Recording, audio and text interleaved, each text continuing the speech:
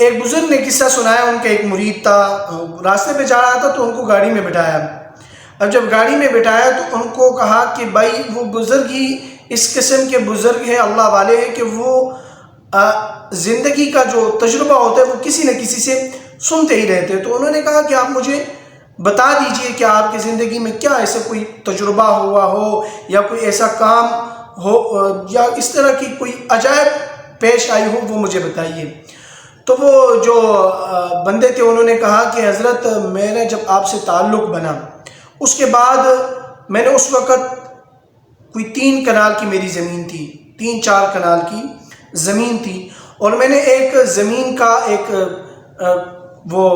یعنی بات کی کسی کے ساتھ کہ بھائی یہ میں نے آپ سے لینی ہے۔ اب اتنے میں جب انہوں نے ٹائم دیا کہ اتنے ٹائم میں آپ نے رقم پوری کر دینی ہے، پھر زمین آپ کے نام ہو جائے گی۔ تو یہ جو بندے تھے انہوں نے کہا کہ جب زمین میرے نام ہونے والی تھی اور اب میرے پاس رقم کا کوئی انتظام نہیں تھا، تو میں نے ایک کام کیا، چاش کی نماز۔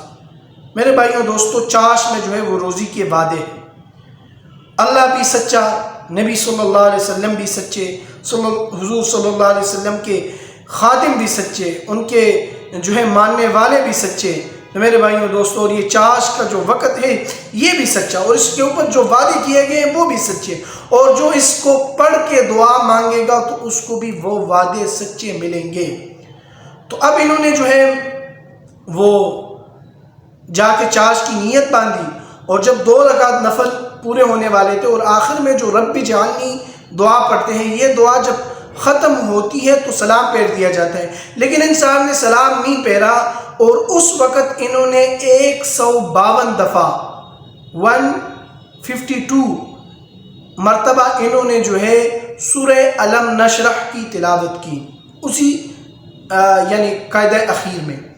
اب جب انہوں نے یہ پڑھا اس کے بعد جو ہے وہ کہتے ہیں کہ گر گڑا کر انگلیوں کے ساتھ گنتے جاتے تھے، انگلی یعنی ایک انگلی دوسری انگلی، اس طرح اپنے تصور میں اور اللہ سے جو ہے گر گڑا کر،